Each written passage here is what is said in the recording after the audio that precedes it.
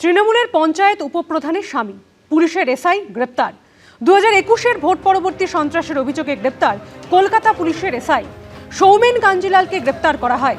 সৌমেন কাঞ্জিলালের ছেলে সম্বিত কাঞ্জিলালও গ্রেপ্তার হন বারাসাত 1 নম্বর পঞ্চায়েত সমিতির সদস্য রাজু দত্ত। কাশিমপুর গ্রাম পঞ্চায়েতে তৃণমূলের প্রধান মেঘনাথ দত্ত, তাকেও গ্রেপ্তার করা হয়। কলকাতা পুলিশের এসআই সৌমেন কাঞ্জিলাল আইএনটিটিইউসির নেতা ছিলেন। বারাসাত কোর্টে তোলার সময় ধৃতদের দেখে ওঠে চোর চোর স্লোগান।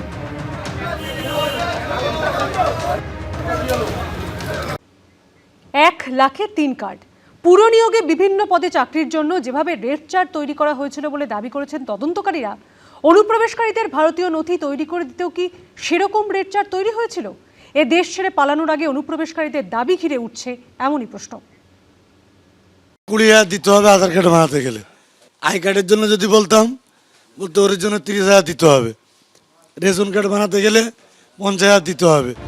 ফেলো করি মাখো তেল, 1 লাখ টাকা দাও, 3টে কার্ড নাও। অনুপ্রবেশকারীদের সরকারি নথি বানিয়ে দেওয়ার জন্য রীতিমতো রেড চার্ট বেঁধে দিয়েছিলেন স্থানীয় তৃণমূলের নেতা নেত্রীরা। বুধবার এমনই চাঞ্চল্যকর অভিযোগ সামনে এলো উত্তর 24 পরগনার স্বরূপনগরের মেদিয়ায়। বাংলাদেশের যশোরের বাসিন্দা মিনার খান বছর 10 আগে দালাল ধরে ঢুকেছিলেন ভারতে, থাকতেন মেটিয়াবুরুজে। তার দাবি 3টে কার্ড তৈরি করে দেওয়ার জন্য 1 লক্ষ টাকা চান স্থানীয় তৃণমূল নেত্রী। 20,000 দিতে হবে। ওই সুলতানা, ওইখানের ম্যাডাম, হ্যাঁ তৃণমূলের নেতা, যে 20,000 দিতে হবে আধার কার্ড বানাতে গেলে। আই কার্ডের জন্য যদি বলতাম, বলতে ওর জন্য 30,000 দিতে হবে। রেশন কার্ড বানাতে গেলে 50,000 দিতে হবে। তাহলে বানিয়ে দেবো, নাহলে দেবো না। ওই নেতা সুলতানা। পুরসভায় নিয়োগ দুর্নীতিকাণ্ডেও কোটি কোটি টাকার লেনদেনের অভিযোগ উঠেছে। তদন্তকারীদের দাবি রীতিমতো বিভিন্ন পদে চাকরির জন্য তৈরি করা হয়েছিল রেড চার্ট। অনুপ্রবেশকারীদের ভারতীয় নথি তৈরি করে দিতেও কি সেরকম রেড চার্ট তৈরি করা হয়েছিল? বাংলাদেশের বাসিন্দা মনিরুল শেখ বেশ কয়েক বছর আগে দালালকে টাকা দিয়ে ঢুকেছিলেন ভারতে, থাকতেন উত্তর দমদম পুরসভার বিরাটিতে।